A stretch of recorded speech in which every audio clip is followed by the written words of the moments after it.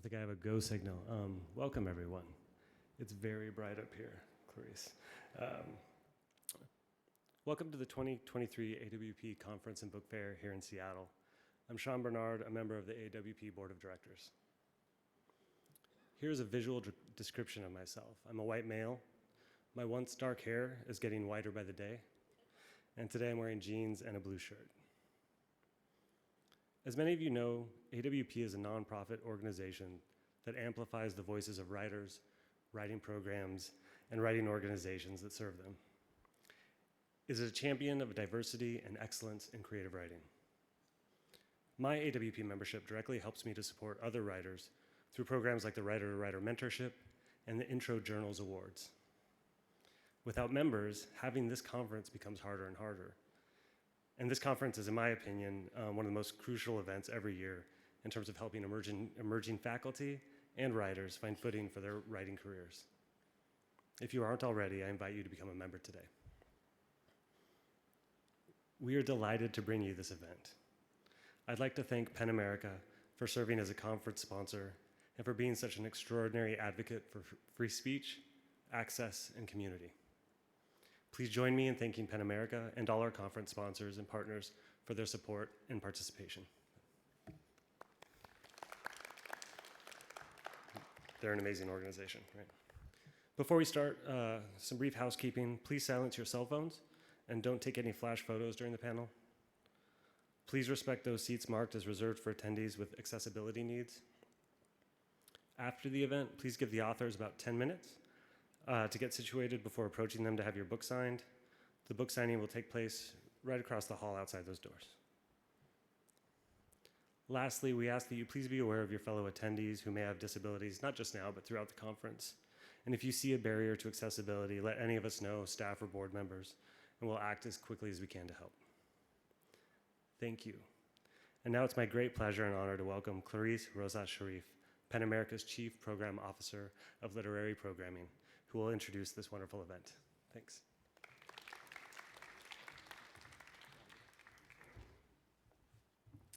Hello, good morning, everyone. Happy Women's History Month. And I think we have a right conversation to celebrate this month. So I will do a quick introduction and actually forgive me, I think I have too much. I will do a quick introduction and then we get started. So I am the Chief Program Officer of Literary Programs at PEN America, and in my current role, I have the privilege of curating and managing some of our major programmatic areas, such as the Literary Awards program, celebrating its 60th year, the annual World Voices Festival of International Literature that happens every spring in New York City, some of our writing programs, and our author conversation series, Pen Out Loud. And some of our programs sometimes are live streamed, so if you are not in New York City, I invite you to check our calendar and join us when possible. For those of you who may not know about PEN America, I just want to say a few words about our organization. PEN America stands at the intersection of human rights and literature, fighting for writers, defending their right to speak and write freely. We celebrate, nurture, and protect the power of imagination in literary and creative expression because it matters, right? Here in the US and around the world. Literature contributes to citizens and communities that are intellectually healthy, capable of complex and contradictory thought, and able to be empathetic. We're especially thankful to a nationwide community of writers and readers and members, allies across America through our chapter cities. I invite you to look at the list of the chapter cities on our website and please connect with us if you're there. Right now, we are engaged in fighting the unprecedented challenges to free speech in the US. The concerted and massive spread of book bans and the legislative bills passed around the country. If you want to find out more about our work, I invite you to meet some of my colleagues. They're here in the fair at booth 927. We welcome everyone to join the good fight. Special thanks to my colleagues here at AWP, organizing such a beautiful conference. If you were here last night to hear Min Jin Lee, it was beautiful. I was very nurtured. Thank you for our ASL interpreters and to all of you tuning remotely. So now, today, we are here for a conversation with American Book Award winner Callie Fajardo-Anstine and Booker Prize nominee Leila Mottley. In their debut novels, respective novels, Women of Light and Nightcrawling, both authors center the experience of teenage girls and women while covering a wide range of similar and complex stories of survival, testimony, and family. I really look forward to our conversation, and now I'm asking both of them to join me on stage. Please welcome them with a round of applause.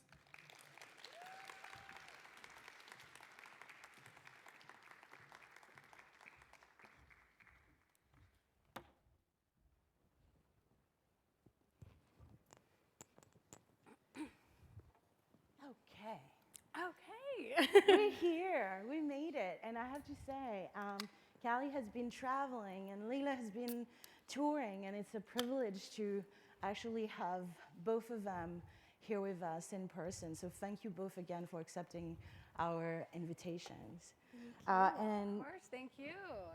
And also, it's also such a pleasure as a curator to bring authors who had not had a chance to meet in person. So I just feel like it's a win right there, and we're here to witness it. So I think we'll just dive right in. I wanted to start with a well-known quote, but nonetheless, like I said, it's Women's History Month, and there's the one and only iconic and brilliant Toni Morrison, who said that if there's a book that you want to read, but it hasn't been written yet, you must be the one to write it. And to me, it feels like reading and rereading both your books, I feel like you both did that. It feels like you wrote the book that you wanted to read. And so I thought we would start there. Tell me briefly about your book. Why did you write it? And who did you write it for? And we can start with Callie. Okay. How about that? I'm really interested in your response. So I loved books my entire life, and I didn't grow up feeling very safe or powerful in a lot of ways, but books made me feel that I was in control of my life. So no matter where I was or where I was being taken around town as a kid, I could open up a book and go into that world and feel like, okay, I understand, I can control my reality, I'm here with these characters. So early on, I felt nurtured and cared for and loved by books. But there was this big problem that I started noticing by the time I think I was in high school. I realized that none of the characters were like me. And it was okay, I still liked the books, but I wanted more. I wanted to be part of the world of books in a really big way. And I also come from this incredibly rich Chicano family. I'm mixed, I'm Filipino and Jewish and indigenous and all these things. And I just wanted our stories to be in books because they were so sacred to me. So really by the time I was, I'd say 15 or 16, I sort of had felt that I had a calling and I needed to answer that calling. And that's really when I started really thinking about Woman of Light. But I would not publish it until I was 35. So it did take a little bit of time to get there. But that's how it began, and that's how I started to write the book that only I could write. Yeah, wonderful. What about you, Leila? I mean, I think similarly, there's this thing that you notice when you read, which is a desire to feel as reflected by the characters as you feel invested in them. I guess the reciprocity of reading, that the book gives you what you give it. And I noticed that even as I was reading books by Black authors, books about young Black girls, that there was still a gap around what it means for us to be vulnerable, and particularly around teenage Black girls. there isn't a lot of literature that that both respects us and allows us the space to be fragile. And so as a 16, 17-year-old, when I was thinking about what book I wanted to write next, I knew I wanted to write myself and my experience of adolescence in. Oh, I love that. And I noticed, Leila, you said you were thinking about what book to write next. We'll come back to that. But no, this is wonderful. As I said in the introduction, you know, it's really wonderful the many ways both your novels are talking to each other or in conversation with each other. And so if you don't mind, Kylie, tell us a little bit about Luce. I mean, this is centered, your Woman of Light main character and protagonist is Luce. And tell us a little bit about Luce and the story you wanted to tell about her. Yeah, so Woman of Light is all inspired by my ancestors. So my great-grandmother, her little sister was my Auntie Lucy. And would you know it, that I would grow up and create a character named Luce, inspired by Lucy. And so Luce has the sight, which was very common in my family. There were people that would have premonitions and dreams, feelings. I may have just had one a couple days ago myself. And so I really wanted to craft a teenage girl character that sort of had this extra sense, this sort of power.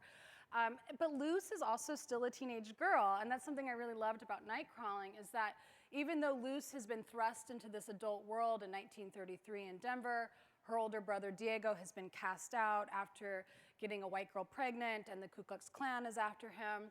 Luce has to figure out how to make money as an adult in the world.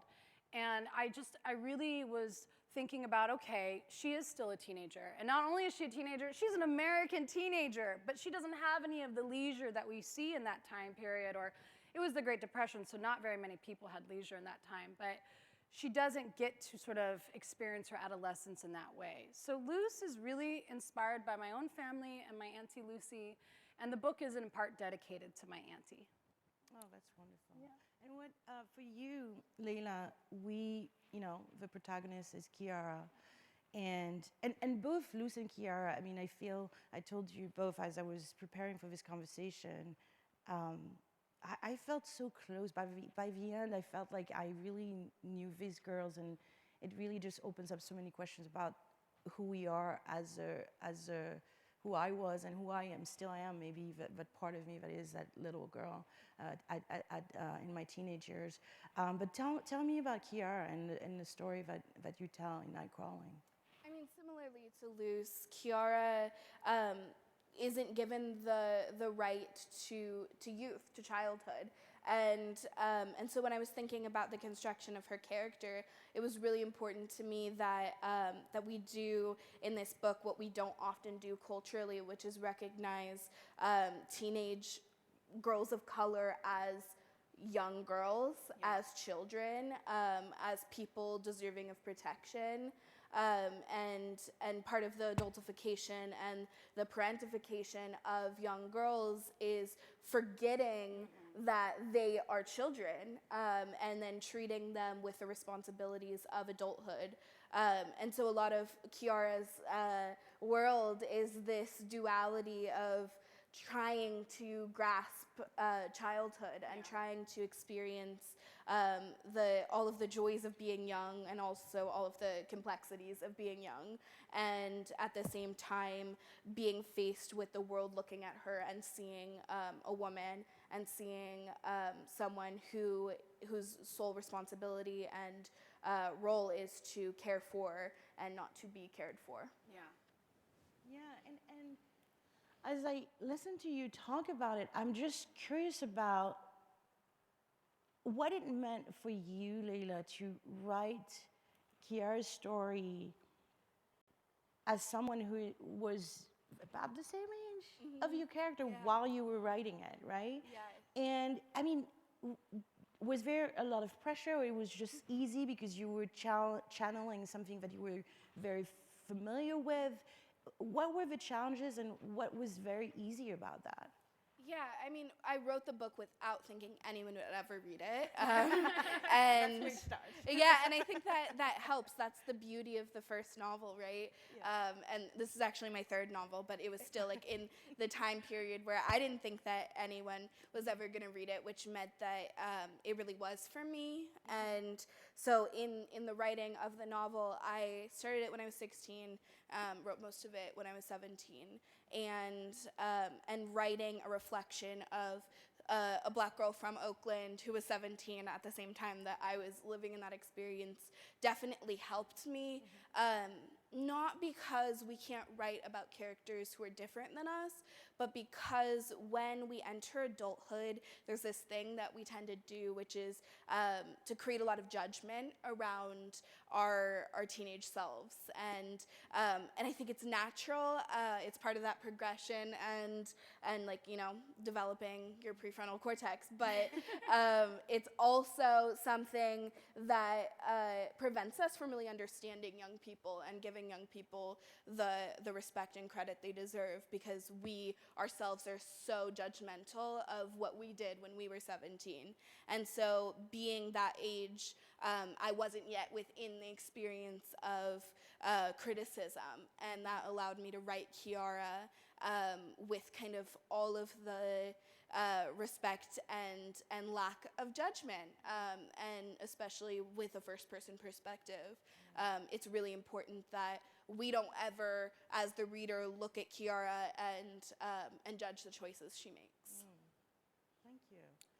And Callie, I mean, so you were writing Loose as a teenager, inspired by your auntie. Yeah. So and you know your auntie as an older person, I imagine, or you grew up with her. Yeah. I mean, what was it like, your process to kind of channel, you know, your auntie into this character, but as a girl? Yeah, I mean, it was really fascinating because I had to suddenly think of her as a full human being. Like I remember I wrote a sex scene with my little character Luce, and I was like, oh my gosh, my great grandparents had sex.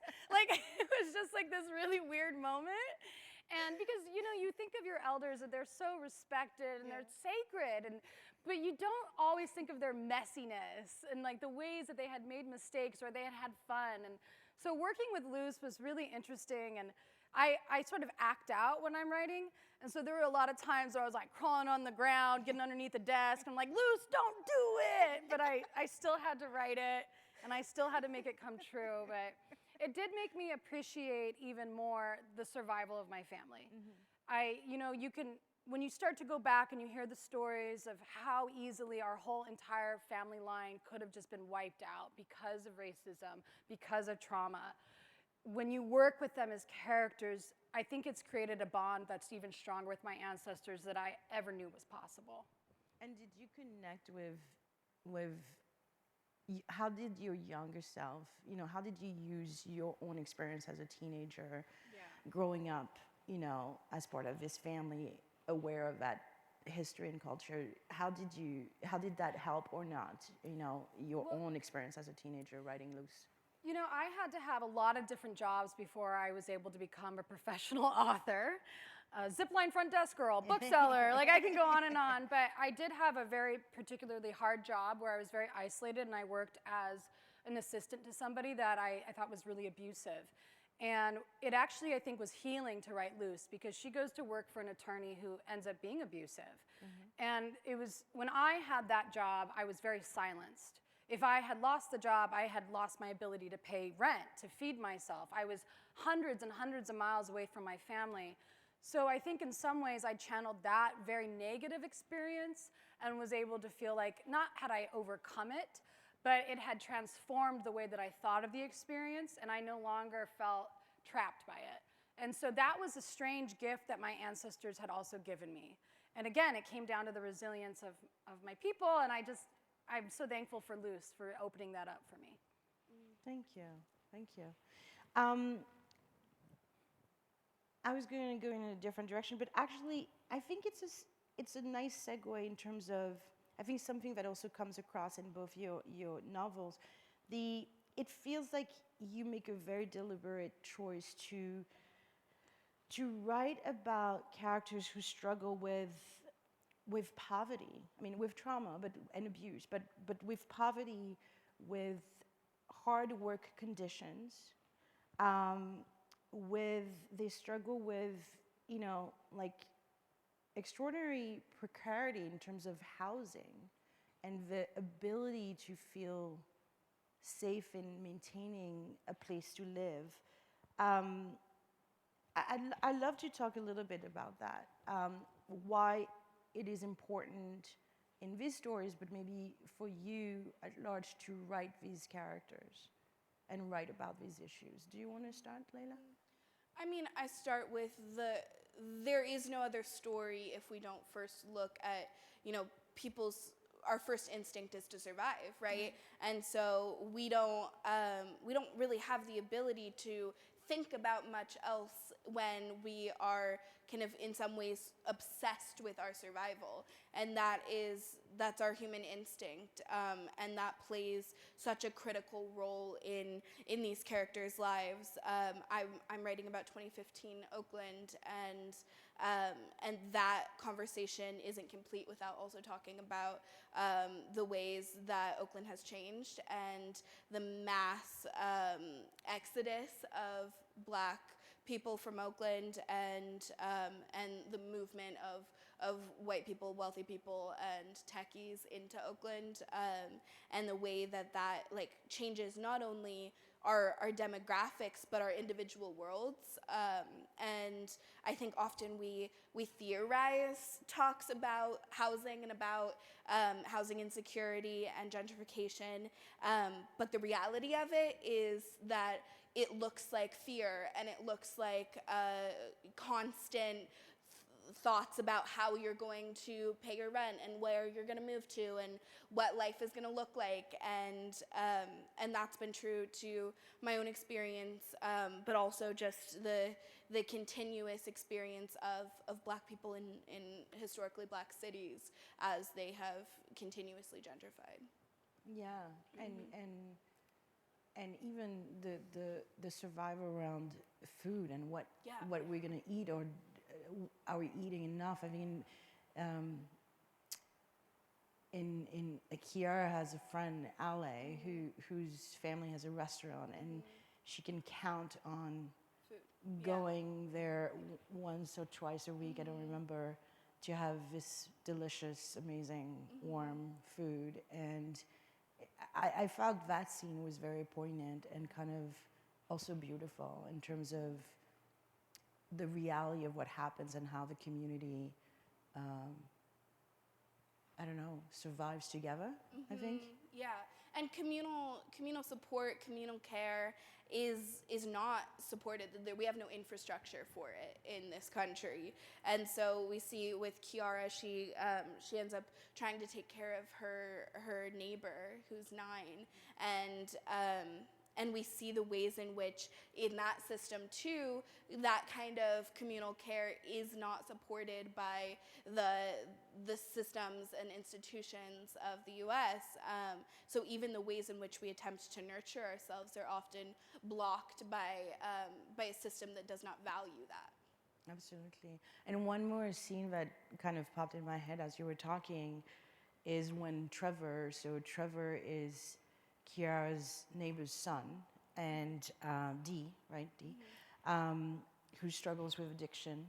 And you have this amazing scene of when Trevor is born, and the woman coming. Do you remember, Callie? Isn't it it's just incredible? It's incredible. There's so much in there. Yeah. And it's that kind of juxtaposition and layering of what's real and with the beauty and the harshness of it at the same time, where there's life, coming, this baby is born, the mother is fitting for, the next fix, and the women are trying to delay that until the baby's born, but they're coming, and it's just this, there were so many complex emotions. I had to actually, that was one time where I had to put the book down. It's like, okay, let me just process this before I move on. But it was beautifully done. Yeah, and that's what criminalized existence looks like, right? Yes. Yeah. It's not just the tragedy of it. It's also all of the little beauties that we find in ourselves and in each other, combined with how impossible the world makes it to really capture and sustain that. Yeah. And in that moment, I feel like Kiara kind of becomes Trevor's mother, but we don't know that she's going to take care of him.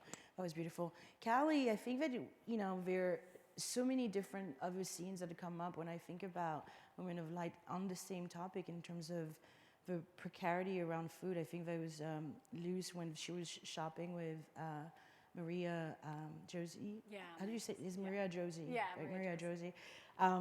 And she's shopping, and her aunt said, "Ooh, no, put this down." Or by the time we get to the cashier, she only, kind of pays for what she can afford, and then everything's had to go back in on the shelves. But then the person at the store gives them something and slips something in. Yeah. But talk to me about your interest in writing about these issues, these themes, and these characters, and bringing the complexity of it all to life. Yeah.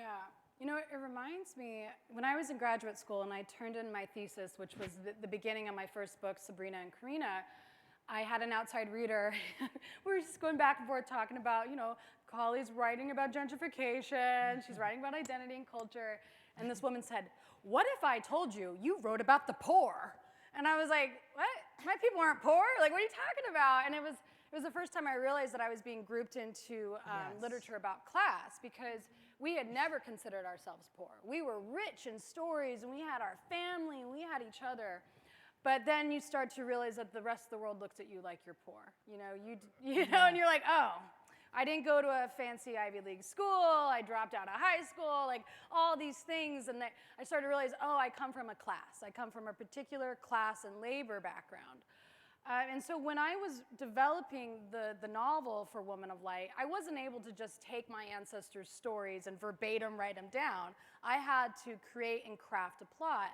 And one of the things I did was really look at labor history. Who was allowed to work where, who was forced to work where, and that kind of thing. And with Luz, I thought it was really fascinating because she begins with her cousin Lisette, and they're doing laundry. That's one of the only jobs available to them. And every once in a while, a rich person will give them a bag of used clothes and say, "Oh, it's Christmas. Here's some stained dress that you can have." But because Luz has an ancestral favor from Maria Josie, she's able to get a job at a law office.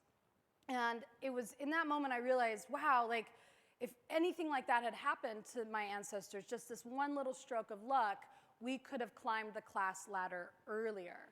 But we didn't have that. It took until my mother's generation, where she was able to go to law school and sort of move up. But even then, we were still stuck in a particular class. And one of the things that happened when Denver was starting to rapidly be gentrified, my family lost multiple houses. There was foreclosures, but there was also predatory loans, that kind of thing.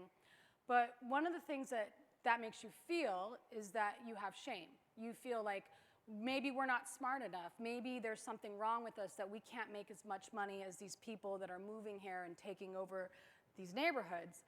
And I think through writing Women of Light and also working on Sabrina and Karina, I realized that's not true. It's not because we weren't smart enough or we didn't work hard enough. We worked very hard.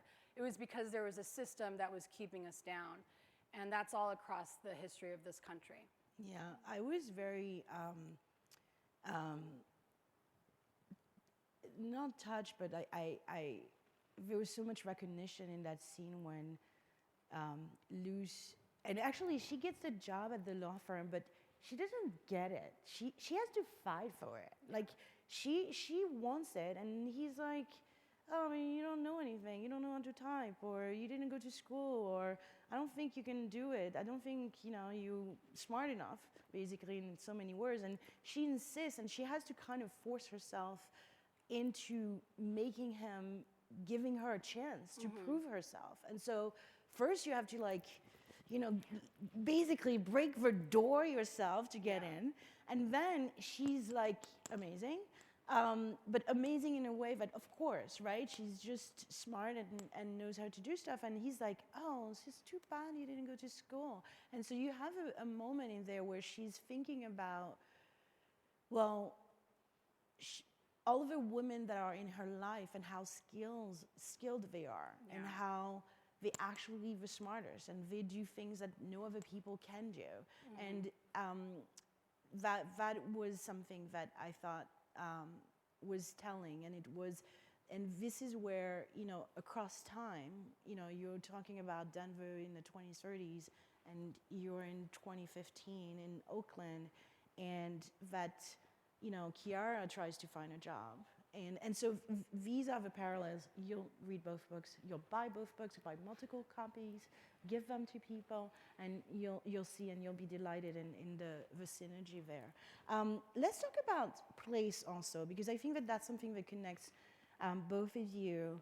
And I'll just say, I do not know the American West or the West Coast of, so I'm not from the US. I feel like I know the, Eastern kind of corridor. And, for different reasons, I've not had a chance and the honor of really exploring this part of the country. And so I was fascinated. I think for me, it was a way for me to just kind of get a little window into Oakland and into Denver. So you both write about home, and you also live there.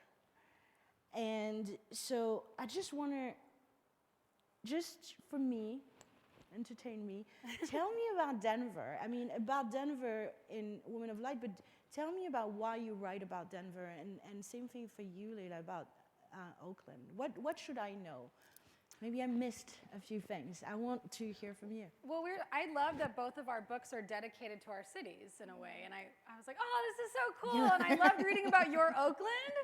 And it reminded me of the one time I visited, I went to this crazy makeshift recording studio, and I was like, I am in Nightcrawling. So I love that. Your book really brought Oakland alive for me in that way. We get such limited views of the West Coast in literature. It's pretty much LA, sometimes, the Pacific Northwest, and occasionally San Francisco. And when we're on the West Coast, we're rarely in the world of people of color, rarely ever. And that's often our image of the West Coast. And I think hearing a Western story that isn't the classic Western, it's so interesting because actually I bet that is probably a more accurate depiction of the majority of, that middle coast. Yeah. And yet we don't see it, we don't hear it, partially because it's not Hollywood. Or at least what we think of as Hollywood. And I think similarly with Oakland, I grew up hearing, whenever I would meet anyone not from Oakland, how dangerous it was, and constantly having that reflected to me about a place that I called home and that I didn't view as violent or dangerous, was really interesting because, anyone from Oakland will tell you we're very territorial about it, and we don't like people talking about it like that. But also, I think it's really interesting when we're talking about historically Black cities, the way that we consistently look at them as violent, and how that's a reflection of the way that we think about Black people in America, and not actually about the place itself. And I'm from East Oakland, which is the dangerous zone.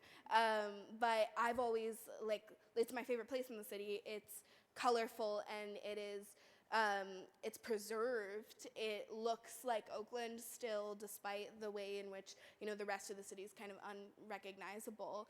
And so for me, it felt really important that I could kind of archive my version of Oakland, which brings me to a question for you. I think it's such an act of resistance to write a history that resists the limits of the archive. Yeah. And so I guess my question for you is like, how did you think about the kind of ways in which we're taught with historical fiction and nonfiction to think about history as fact, Yeah.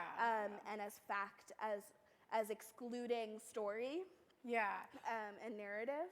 Well, I'm going to answer that, but there's a part in Nightcrawling where she's describing where the funeral home is, and she was like, it's on one street, and the street is named, and then like the other street, no one says, like nobody knows what that street's called or something, and I was like, this is a person who's from this place, and I felt, I love how you write place. Like I was just really enamored with it.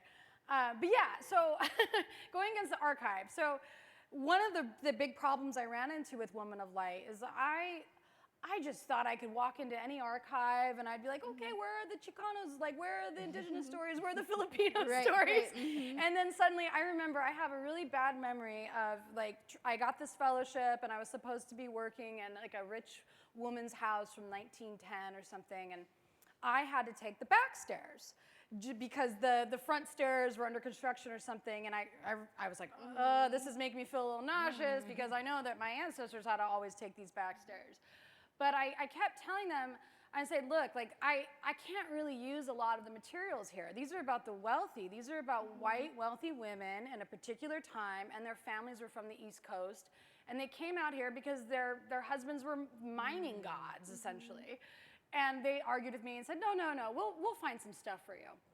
And they pulled out this box, and it was one little old man, and he had collected anything he could find on Denver Chicanos, and he cut them out of newspapers, and he just threw them in a box. And this is what the archive was keeping. And they handed it to me, and they plopped it down, and they said, here you go. And I was looking through, and I found like an article on my mom. Like I was like, this isn't that helpful because this is just brand new stuff from like the 90s, and he wanted to save it. But I found that there were other ways that I could access the stories, which was interviewing elders. I tried to do roundabout ways, so I went to the Black American West Museum. Oh my gosh, they were so helpful there. I even went to an Italian-American genealogy club, and I said, I know our ancestors did not get along on the north side, but we had two different Catholic churches, but what do you know about us? Yeah. And so I was able to get sort of roundabout stories that way. But one of the things that I've become really passionate about is allowing young people to sort of have the pride to collect the stories, to talk to the elders. And there's this one big shocking fact I always share with everybody is that we're gonna be elders. It's gonna come sooner than we think. And so it's also important that we collect our stories, and you're doing a good job. No, it's true. And because you live at home and you write about home, what do people at home say about the Oakland you write and the Denver that you wrote about, even though it was from a historical standpoint? Like, do you get feedback? Do you have a sense of that? I mean, there are so few books about Oakland, and more recent ones. Like, I mean, the only one that I can think of that really feels like an accurate representation is They're There by Tommy Orange. And even that is like, it's a different Oakland than the one I grew up in, and there are all these versions of the city, and so I've heard from people like this is mine, too, and also just like having those little things like, oh, I recognize this place, I know exactly where this street is. That is priceless in a book, and part of what I did is like I would put in things that local people would know and no one else would be able to like look up. So I tried to gatekeep just a little bit because I don't want everyone just like looking it up and then all of a sudden everyone's at my favorite taqueria. So I think that it's part of the special thing about a book that is so connected to place is that it almost feels like it belongs to the reader who knows that place well. Yeah, I love it. Well, the response in Denver has been so overwhelmingly wonderful. I'm sure there's a lot of people that hate my books, but there's a lot of people that don't. And one of my favorite things is when Woman of Light was published in June, I made sure that I didn't want to have to charge for tickets. And I said, no, I don't want to do that because my readers come from multi-generational families. And they don't need 7 copies of Woman of Light. They need maybe 2. Yeah. And so we had to do 2 nights at Tattered Cover, and they both were sold out. And it was such an overwhelming feeling of familia. Like, oh, there's so many of us, and we have similar backgrounds and shared stories.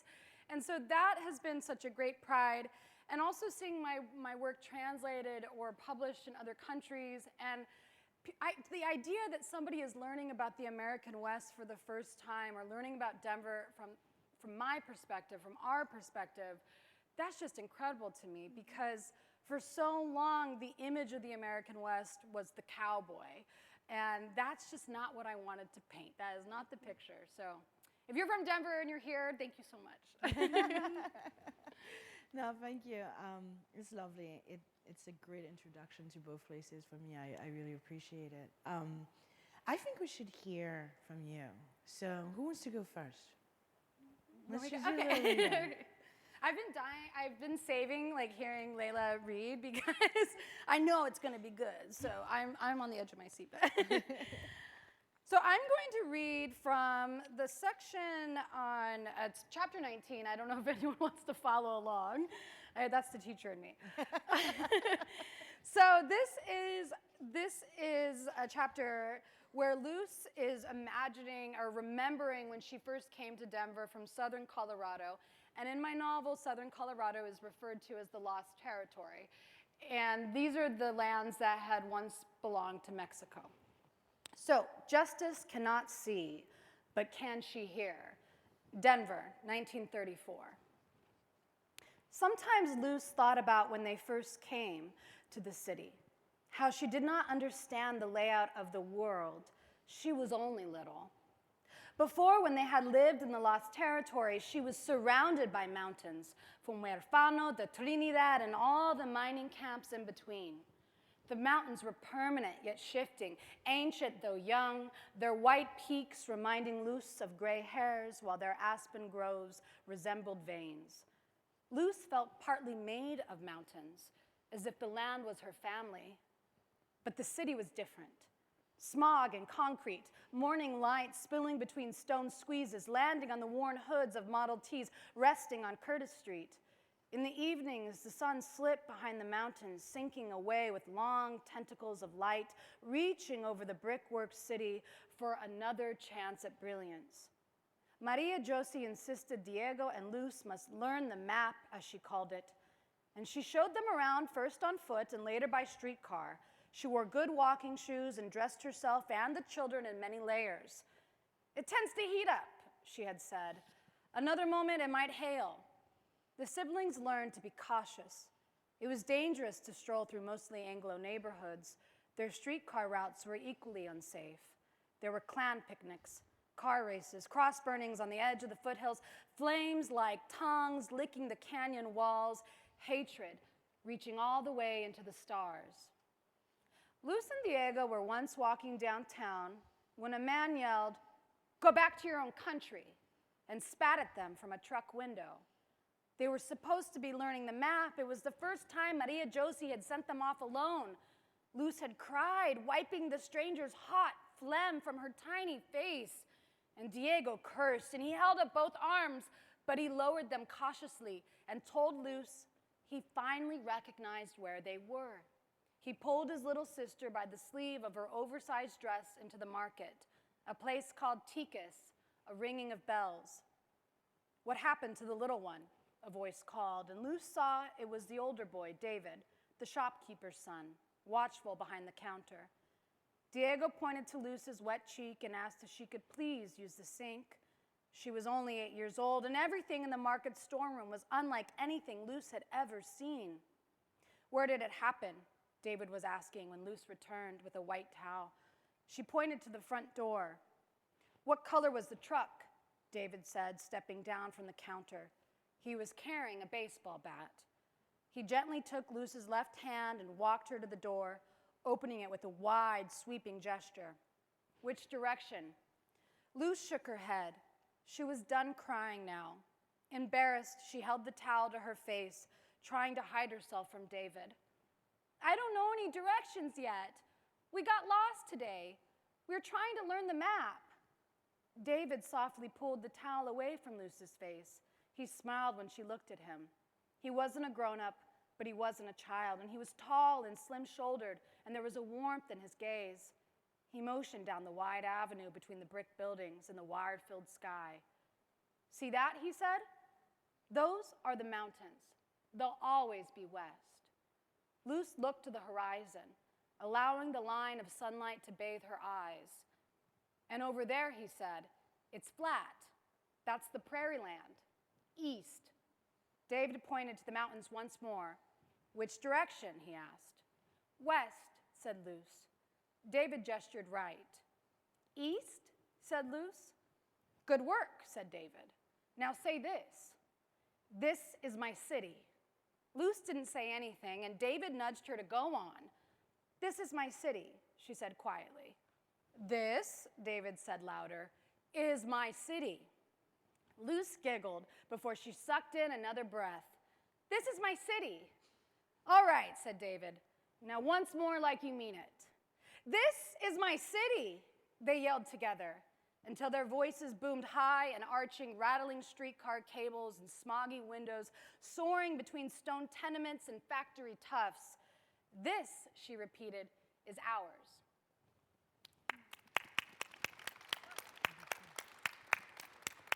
I love the way you read. Thank you so much. Okay, since you mentioned the scene where Trevor is born, I found it, so I'll read that. Thank you. All right. The whole apartment building went into labor with Dee when her moans found their way through the vents and out the windows. We all sweated with her, paced around and counted the minutes between each choke of her body. Mama was looking at the clock in our apartment, waiting for a couple hours until she turned to me and said, "It's time. Come on, child." And just like that, we were out the door and knocking on Dee's apartment, in a flock of women all joining the stampede of this birth, my 8-year-old shoulders shaking. Every woman in the Regal High crammed into Dee's studio apartment, where she was splayed on the floor, gaping like the pocket of sky before the rain starts to pound, ready to bust open and release itself. Dee kept saying, "Give it to me, please, just to get me through, Rhonda." She repeated this like a mantra between contractions, referring to the rock and pipe on the kitchen counter, ready for her. She said she had quit her habit after she found out about the pregnancy, but by quit she meant she used only on occasion, only when the morning sickness or the back cramping got real bad. Rhonda, her childhood friend, refused to give Dee the crack, and a group of women stood in a line between the counter and Dee's body, guarding the child from its mother. Mama pushed her way through the crowd, her arms long and spread out, me trailing behind her toward the center of the room, toward Dee's pounding. "We got a little longer till he's out, all right, baby? It'll be over in about 1 hour. 1 more hour, 1 more hour." Mama repeated this, dropping to the floor by Dee and humming until the whole room was one rumble of my mama's lungs, intoxicating and heavenly, and I couldn't help but want to climb back into her body, feel those vibrations like my own breath. Dee wailed and squeezed and trembled until my mama's hums drowned it all out, and then the tribe of us saw the hair, saw the tiny round that crawled from her body, turning her inside out.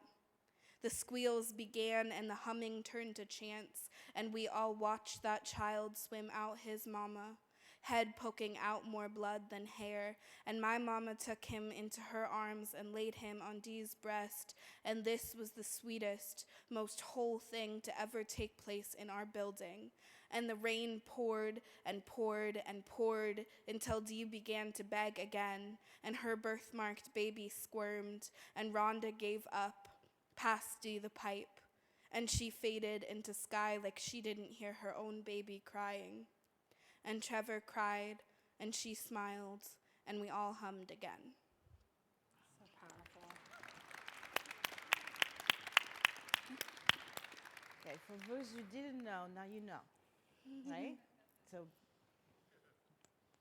they're both out there. That's beautiful.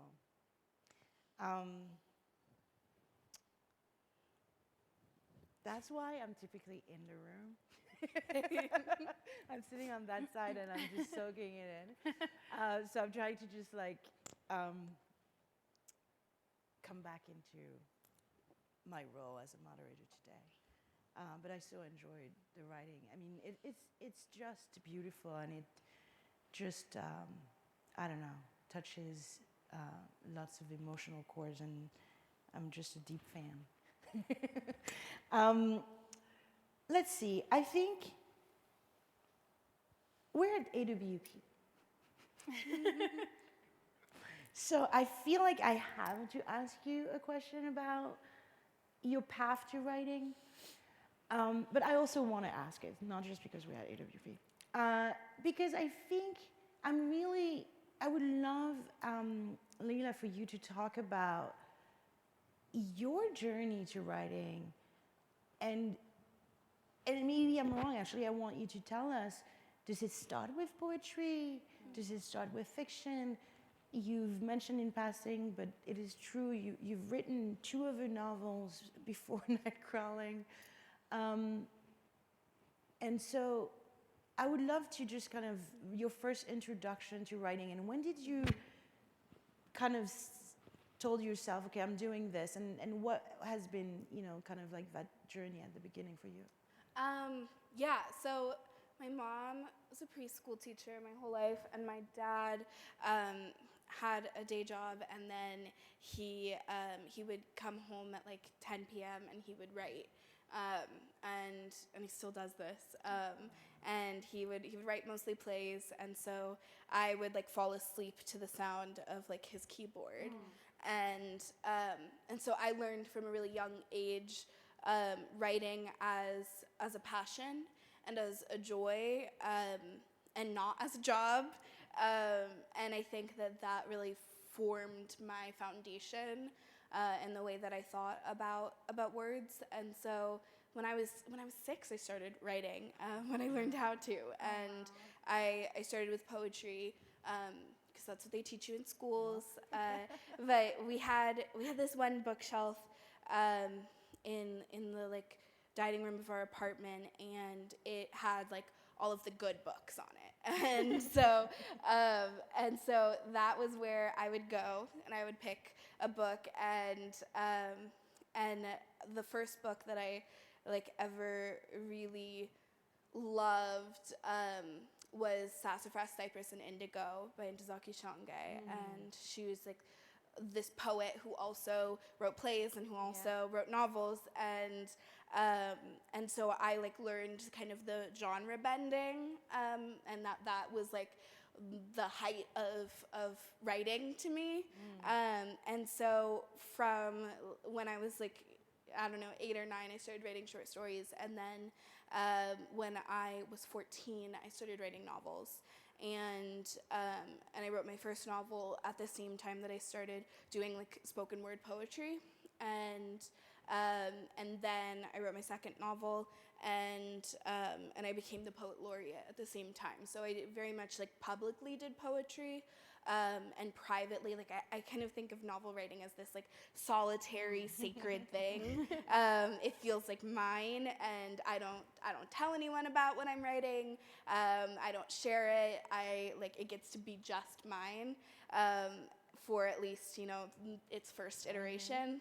And so with Nightcrawling, it was my third, and I think those first 2 novels were like so important for me in learning how to write a novel, because it's a practice, and you can't really do it right the first time always, and for me at like 14, like it was a terrible novel, and I will never show it to anyone, and same with the second one.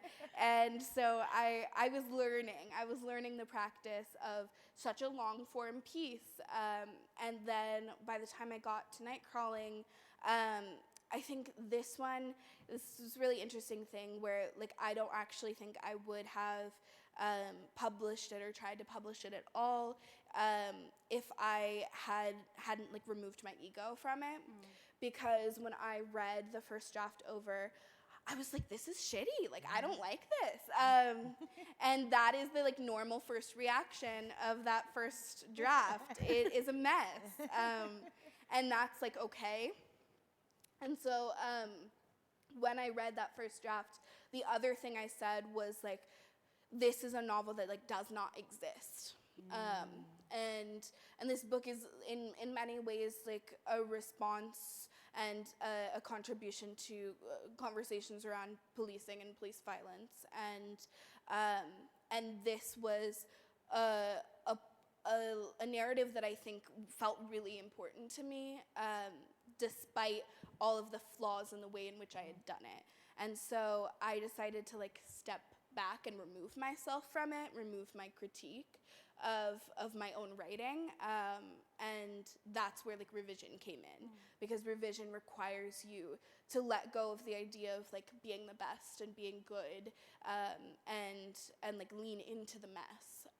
And so once I learned revision, then I got like 10 million times better, and I've also like learned that my writing is going to change a lot, and so it's been like 4 years since I wrote Nightcrawling, and the books that I've written since are like very, very different, and some of them I like don't like, and being okay with abandoning a project and saying this isn't the right time for this, or I'm not ready for it, is also like a skill that I think has helped me in learning how to be a writer.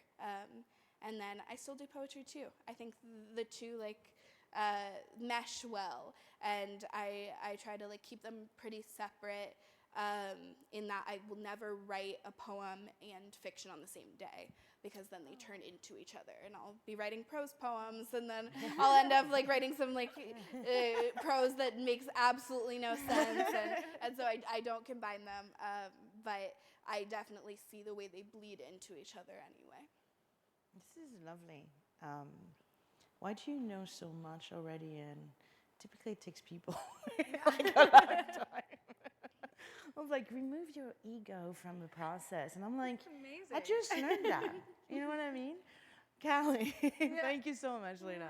And I love that it comes from like an ongoing practice that is almost like as old as you are. Like you've been writing forever. It's beautiful.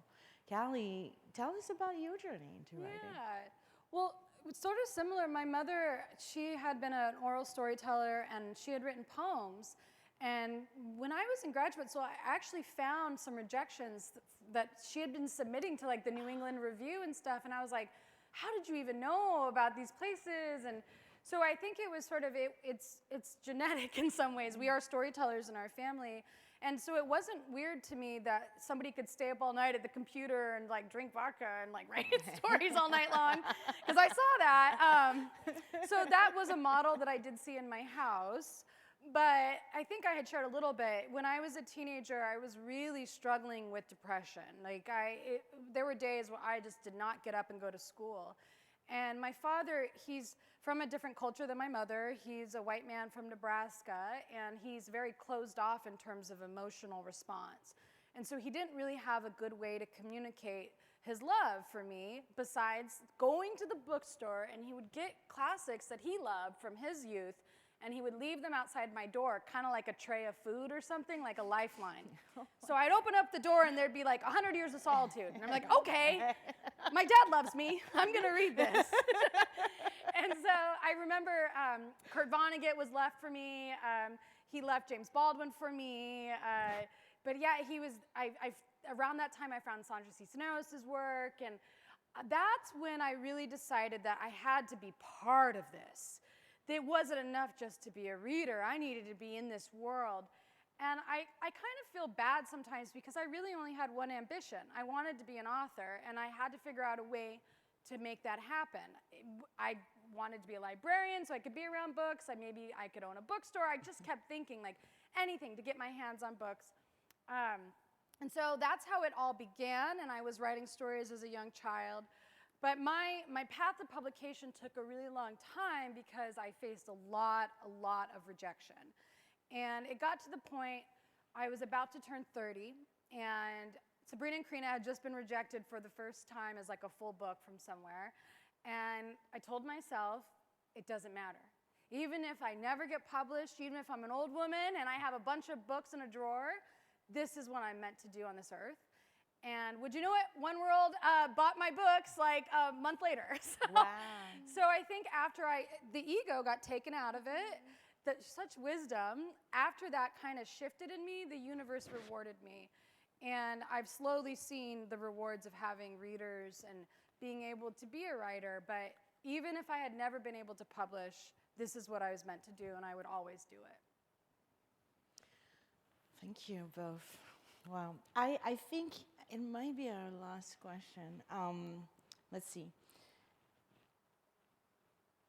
This one I really wanted to ask you because that's something that, and again, it's probably is not important for the sake of this conversation, but I am not a writer. My whole passion and skill set is bringing writers or artists or creators together and hopefully bringing them in a room with people and creating these very unique experiences where we get to connect and learn from each other and hopefully leave, the room every time enriched and with new questions and things like that. So that's my passion.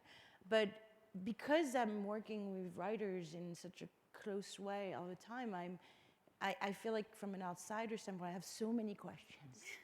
And I think a year ago, I forget when, but yeah, I think it's a year ago, PEN America awarded Zadie Smith the PEN America Literary Service Award. And in her acceptance speech, which was brilliant, which sometimes I do reread just because it was really interesting, but she said something, and since I've heard it, I've been wanting to just like talk about it with people. So today we're talking about it with you. So in this acceptance speech, she said at some point, she said, I know what I am. I am a novelist. I sit in my room. I write. I read. To you, I want to confess, I consider it my vocation to put whatever linguistic gifts I have at the service of language itself. And she was making, when she said this, she was trying to, or making a point and a distinction between herself and other author activists for whom she has the utmost respect, but she offered the idea that for her, thought is a form of action. And so, again, I've not stopped thinking about this since I heard it. But what do you think? How does that work for you, that tension, if there is a tension? I think that Zadie Smith is talking about it as a tension or as a fact, and she's positioning herself on one side rather than the other. And making that argument that her writing is her activism. But how does that play out for you in your work? Do you think about your role as a writer in today's society, and how does creativity and social engagement kind of play off each other for you?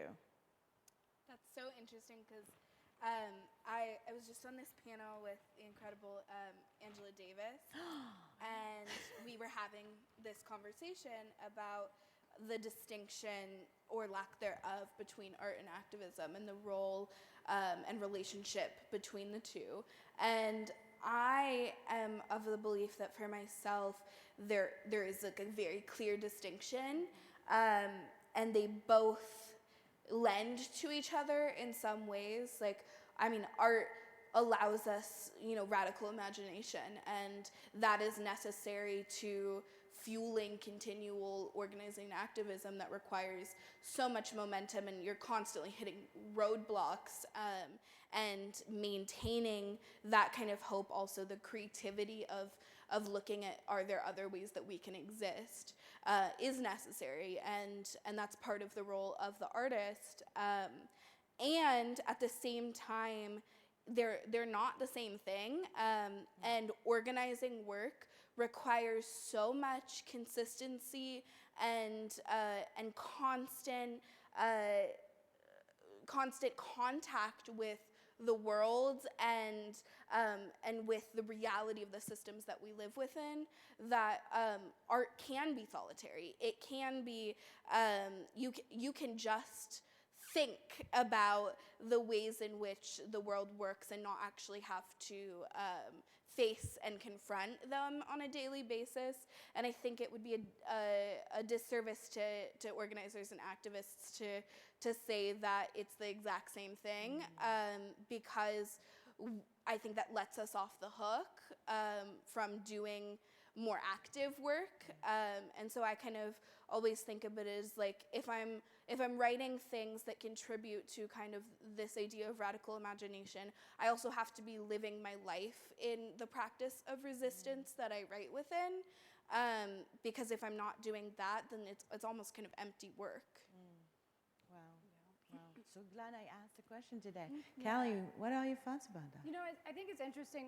There was a time I gave a talk and I was introduced as an activist, and I thought, well, I'm a novelist, you know, and again, like, I don't want to take away from those who are organizing and actually changing laws and changing the reality that we live in through policy. We are changing the imagination, which is a big part of what can shift everything else, but it's only one part of it. One of my little sisters, her name is Piper, and she always was one of my first readers when she was like 14, 13. And now she's just graduated law school, and what she wants to be is a public defender. And so she invited me to her first ever trial. And I mean, I was so nervous. I was probably as nervous as her client.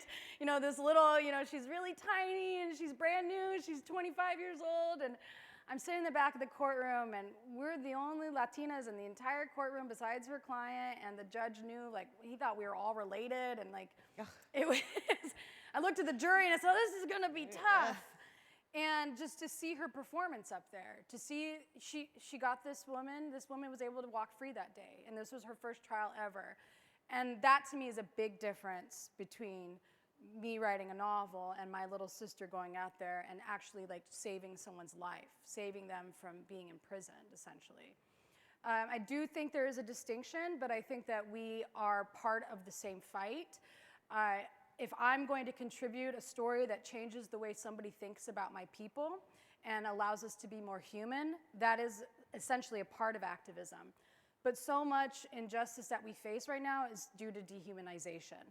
And I think literature is one of the ways that we can uplift the human spirit and show the full complexity of every individual person.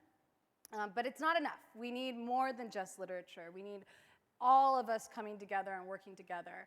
One of the things I think about is that I have a voice as an author in 2023. And I could not have had that voice any other time in history. And so I do think about the responsibility I have and why has my life given me the ability to have a platform essentially in this time period. And so it's something I take very seriously. Yeah, thank you both. And I think that this is something internally in our organization at PEN America. I mean, the core of our organization is the ability to galvanize writers around certain campaigns or certain issues.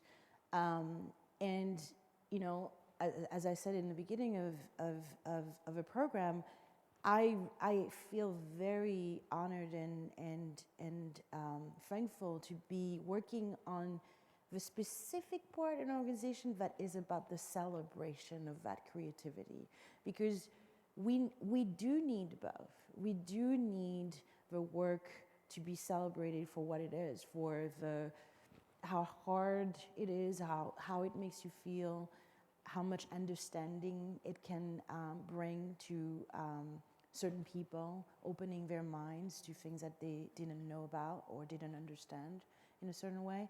So this conversation, both of your novels are what keeps us going at PEN America. So I want to thank you once again for accepting our invitation to be in conversation with each other and with us at PEN and here at AWP.